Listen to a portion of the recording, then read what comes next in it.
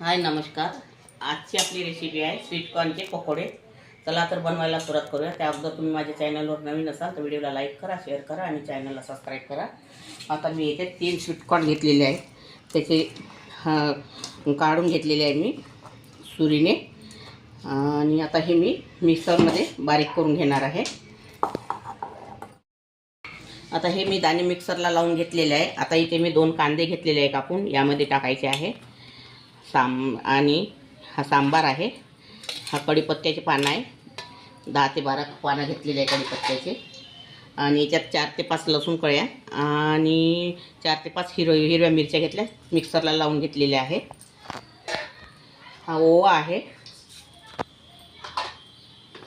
हे बेसन आहे बँडिंगसाठी,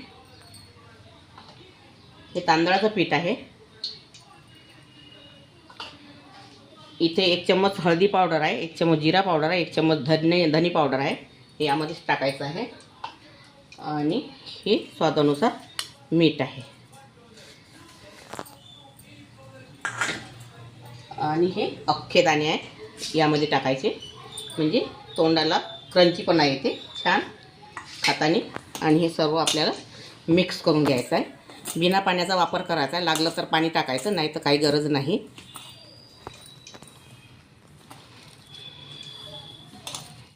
आता मी तुम्हाला पकोडे तळून दाखवते। खायला खूप सुंदर लागते, टेस्टी लागते, हेल्दी आहे, छान आहे खाण्यासाठी, छोट्या मुलांचे छान आवडीचे आहे आणि मोठ्यांना पण खूप आवडते। असे एक वेळा करून बघा आणि खाऊन बघा, खूप सुंदर लागते खायला।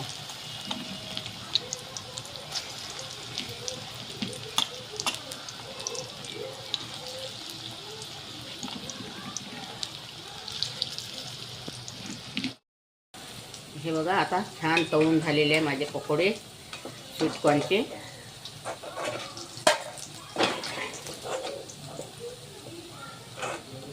असे एक वेळा करा आणि खाऊन बघा आणि मला कमेंटमध्ये ते सांगा कसे झाले, काय नाही झाले आणि कुठून बघता तुम्ही व्हिडिओ, कोण्या गावातून बघता की कोण्या शहरातून बघता हे मला कमेंटमध्ये सांगा।